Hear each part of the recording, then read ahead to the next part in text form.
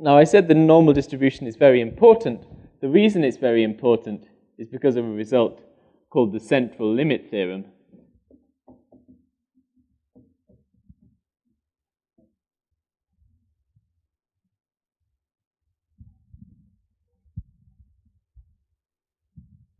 So I'll state this, and then for the rest of the class, we're going to look at some examples of this.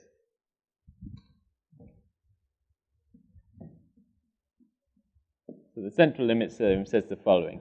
If I've got a number of variables, x1, x2, up to xn, which are independent in the sense I defined at the start of this class, and they're also identically distributed. That means they have the same probability distribution.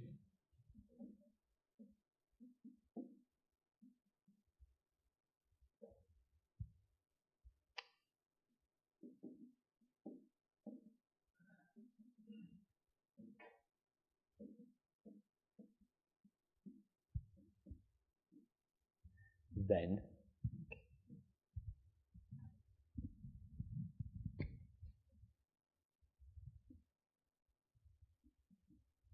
so identically distributed, as I said, means that pi of xi is the same for all I.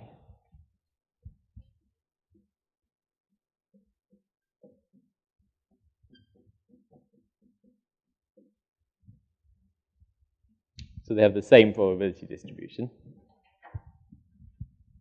If this is true, then the following, if I take the distribution of the sum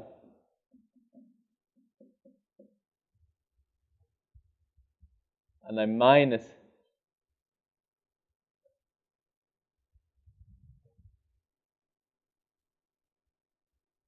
n times the mean and divide by the square root of n times the variance, the square root of n times the standard deviation, or the square root of variance, then this then goes to infinity, to a normal distribution with mean 0 and variance 1.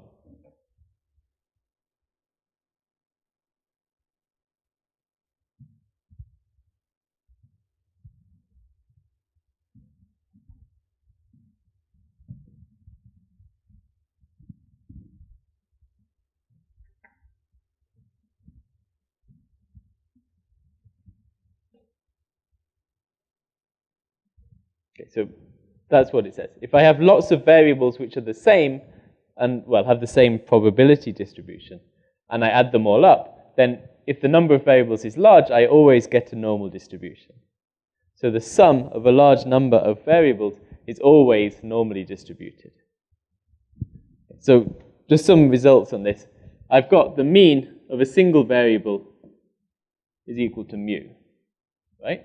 So the mean of the sum x1 plus xn is therefore equal to n mu.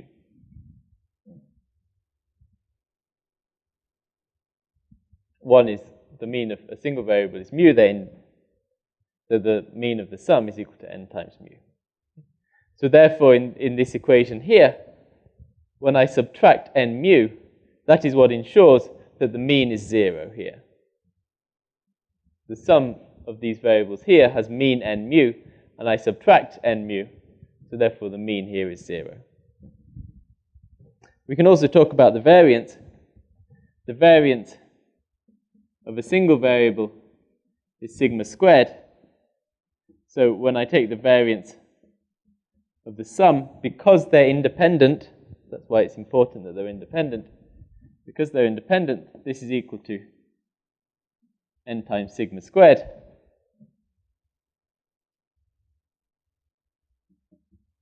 So therefore the standard deviation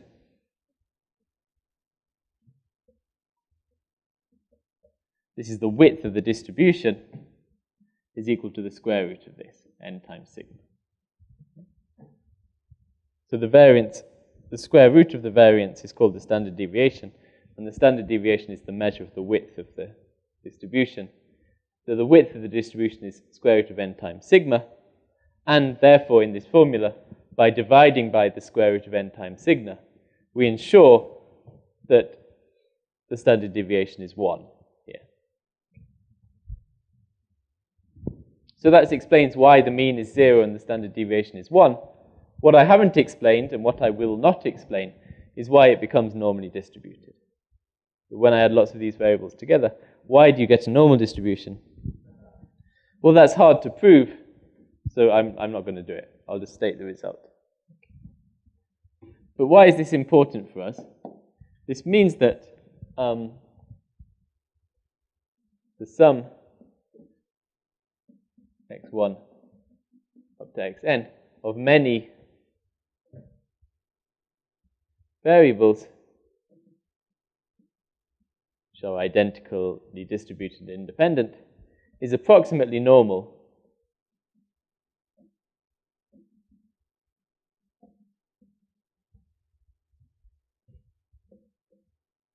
in the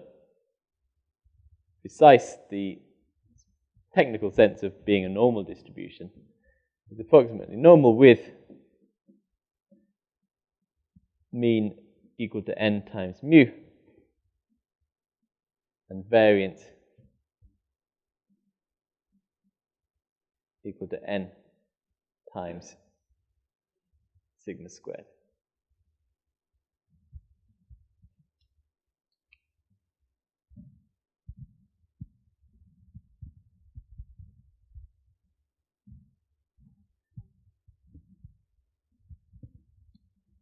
So an important consequence of this result, that the mean is like n mu and the variance like n sigma squared, is that the distribution becomes narrow.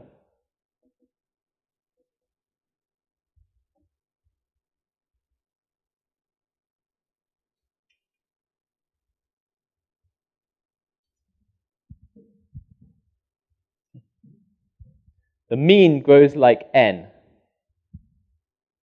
but the width of the distribution is the square root of the variance, and that grows like the square root of n. So the mean of the distribution grows like n, but the width only grows like the square root of n, and therefore the distribution itself becomes narrow. So if I try and draw this then, suppose then here is the distribution of x.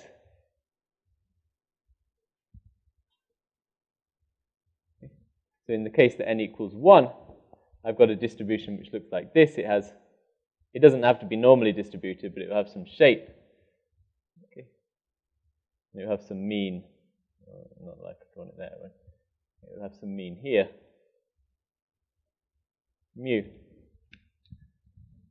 And it has some characteristic width, sigma. Okay. Now, if we add more of these together, let's suppose I add 4 of them together.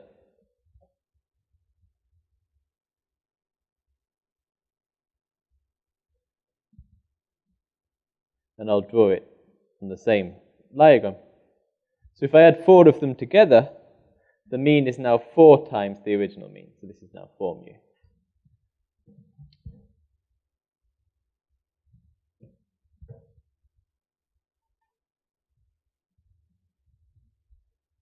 So from this formula here, the mean is 4 times the original mean, but the variance is 4 times the original variance. That means the width is only twice the original width, because the width is the square root of the variance. So then this will now have half the width of the original, okay, relative to the mean.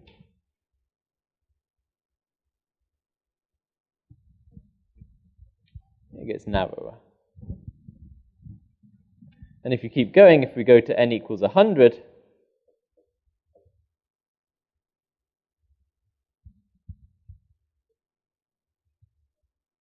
then the mean is 100 now, 100 times mu. But the width is only the square root. So the width is only 10 times as much, and therefore the distribution looks very narrow indeed.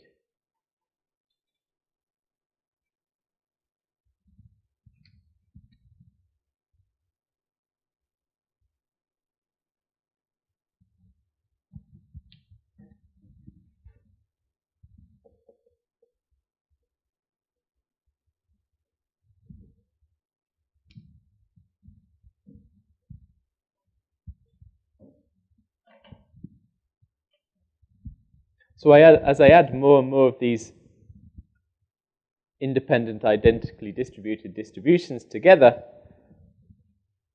first of all, the distribution, the shape, becomes normal, and secondly, the width relatively becomes narrow. So relative to the size of the mean, the width of the distribution becomes small. And that's very important for what we will,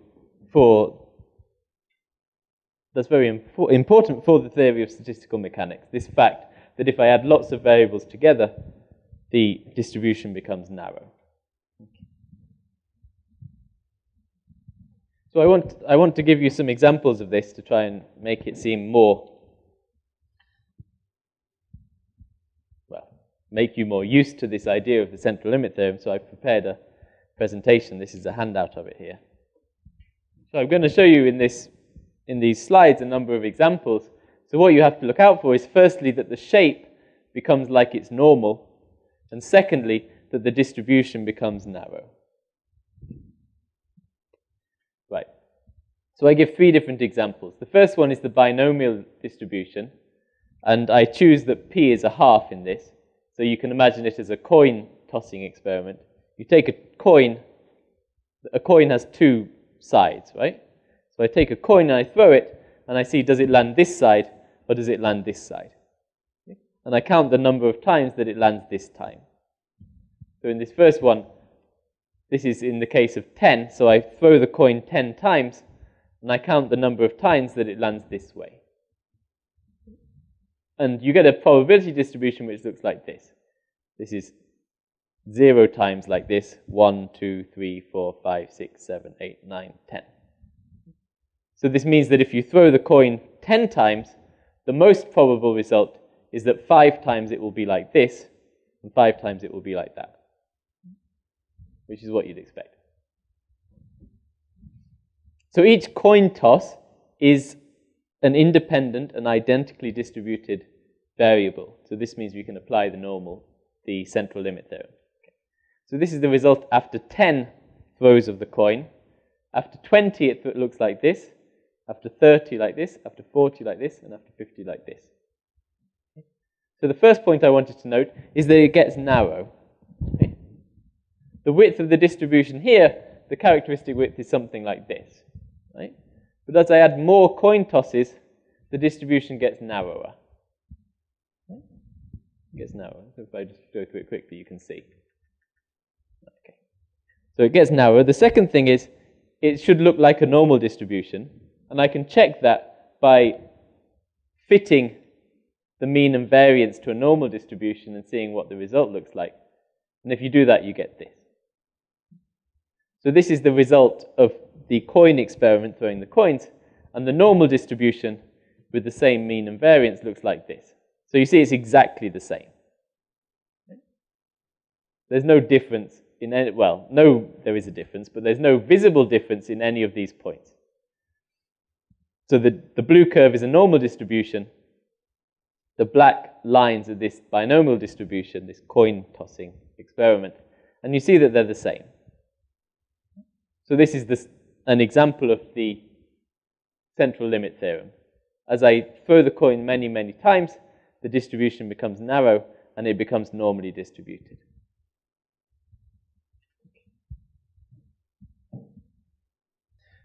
Now, the other 2 examples of this are to show that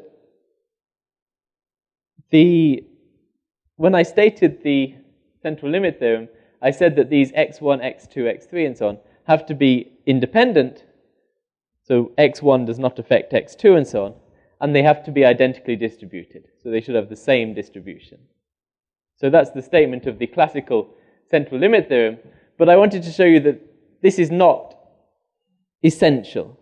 So even if you consider variables which have different distributions, or you consider variables where there is some interaction, there is some dependence between the variables, the central limit theorem is still correct. In other words, if I add lots of them together, I will still get a normal distribution, which gets narrower as I add more of these variables together. So this is I do two examples of this. This one is in biased dice. So for a normal dice,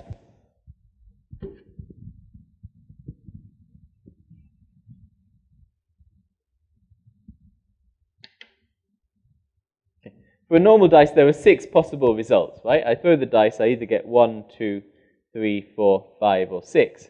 And for normal dice, each one is equally probable, and each one has probability equal to 1 over 6.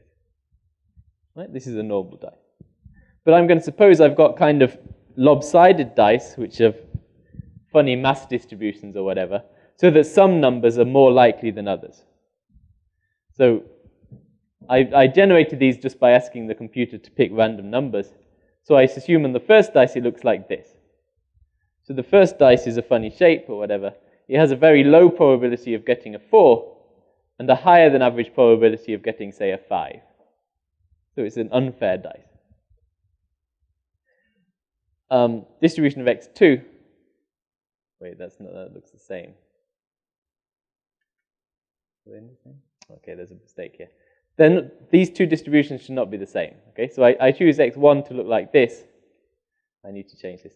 I choose x2 to look like this. So each dice has a different shape. It has a different distribution of numbers. So when I add the distributions of the first 2 dice, I get something which looks like this. Okay? 2 dice added together can get me any number between 1 and 12. Sorry, between 2 and 12. So I get a funny distribution like this. It doesn't look normal yet. But if I keep going, so I add another random dice, which has this distribution, then I get a distribution which looks like this. If I add another random dice like this, you can see it's starting to become more like a normal distribution. And again, I keep going. So each dice is random. It has a completely random probability distribution. But as I add them all together, I end up with something which looks very nice. Okay? And again, we can fit the normal distribution. For the case of adding 2 of them together, it's not very good. Right? There's a big disagreement. If I add 4 of these random dice together, the agreement is already pretty good. Right? There's not much difference between the blue curve, which is a normal distribution, and the black curve, which is the results. And if I add 10 of these dice together, then the agreement is almost perfect. So there's no difference between throwing 10 dice or picking a random number from the normal distribution. So I give this example to show you it doesn't really matter so much that the distributions should be the same. In this example, all of the distributions were different, right? This one, this one, this one. All the distributions were different, but I still got a normal distribution at the end.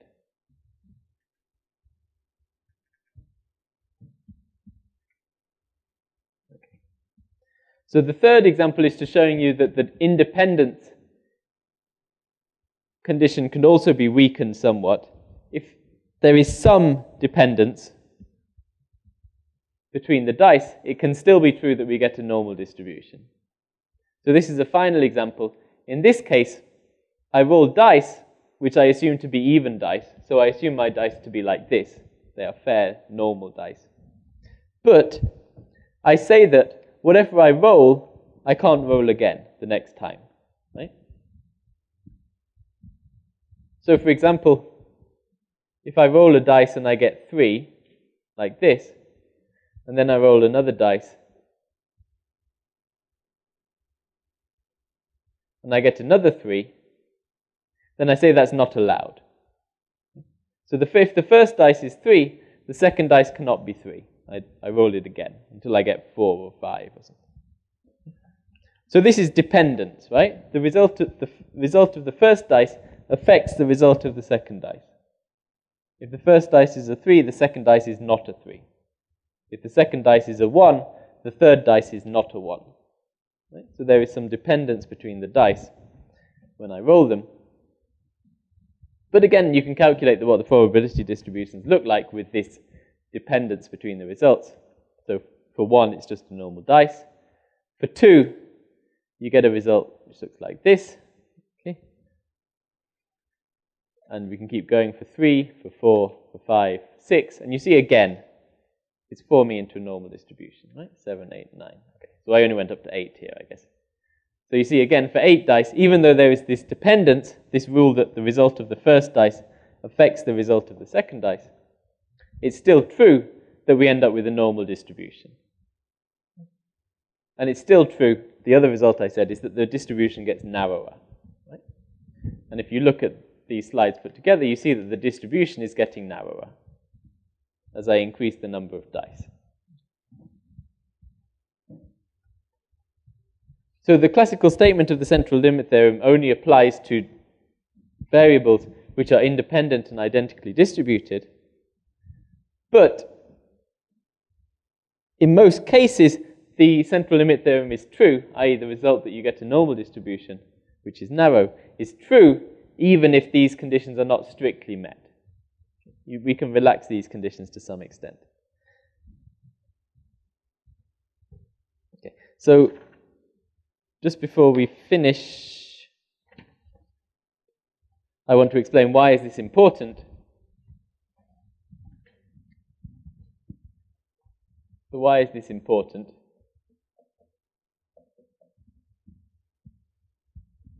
At least, okay, it's important to mathematicians anyway, by definition, I guess. Why is it important for statistical physics? Suppose I've got a number of particles in a box.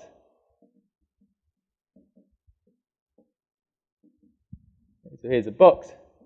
It's filled up of particles, and each particle, I said, has energy EI. So EI is the energy of each particle.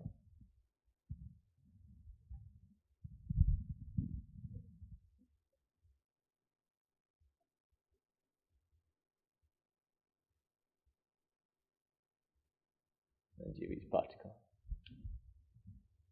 So if I've got n particles in a box, let's say there are n particles in a box, each particle has energy EI, then the total energy U is equal to the sum of the energy of the particles, right?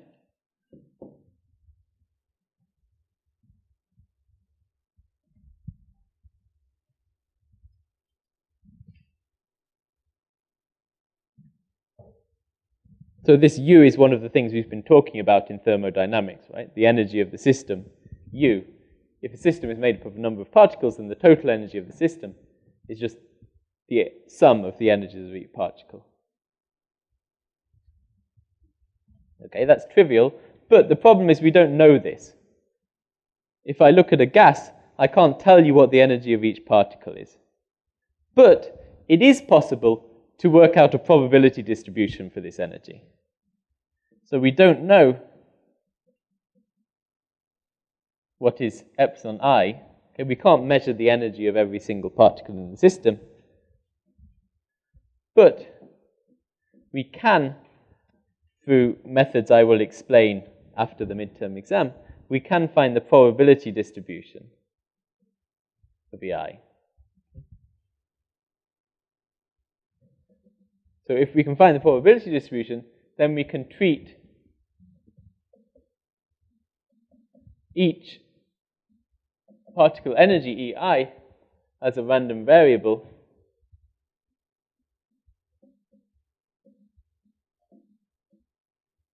and I've got U, which is the sum of these random variables. So therefore, if n is very large, then by the central limit theorem,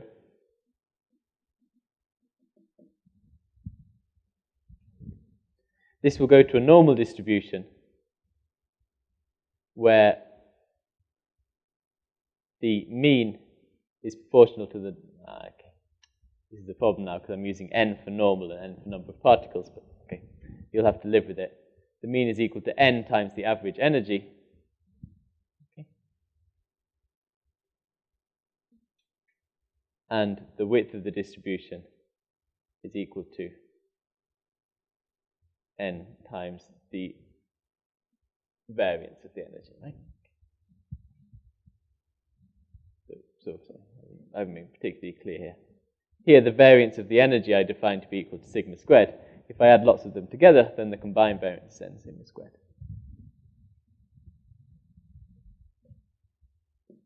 So I can plot the probability of having internal energy U, and according to the central limit theorem, if I add lots of these particles together, then there is some average value here, and the distribution is normal, and it's very sharply peaked around the average value. This should be symmetrical.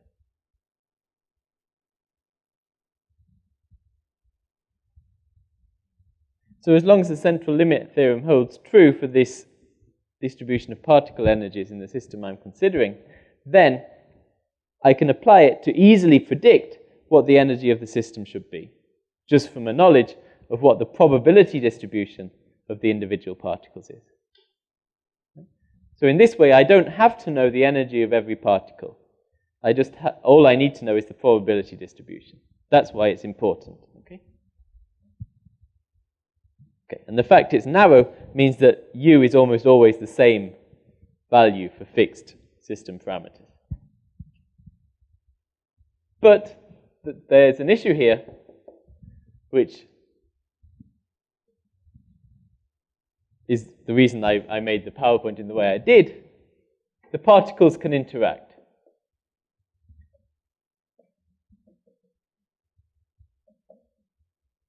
Right? If I've got a system with particles moving around, they interact with each other. That means the probability distribution P of each particle is not independent. Right? This means that the variables epsilon 1, epsilon 2, so on epsilon n, are not independent or identically distributed.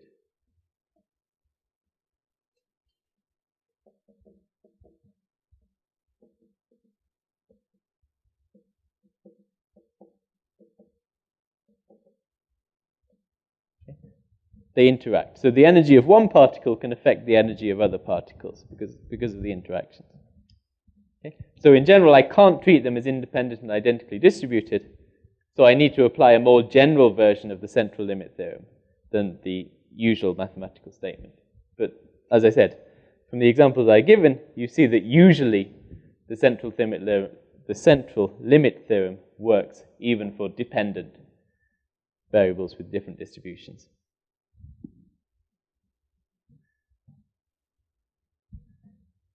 So this is a kind of preview of what we're going to be doing after the midterm exam. We're going to be using arguments like this to calculate actually what is the energy of a system, which is the thing we ultimately want to know. So for example, in this way, we'll be able to prove that the energy of an ideal gas is equal to n times CV times T, for example. And here it's the average energy, right? So this is one of the results we will prove, and we will prove it using arguments like this, okay, based upon probability.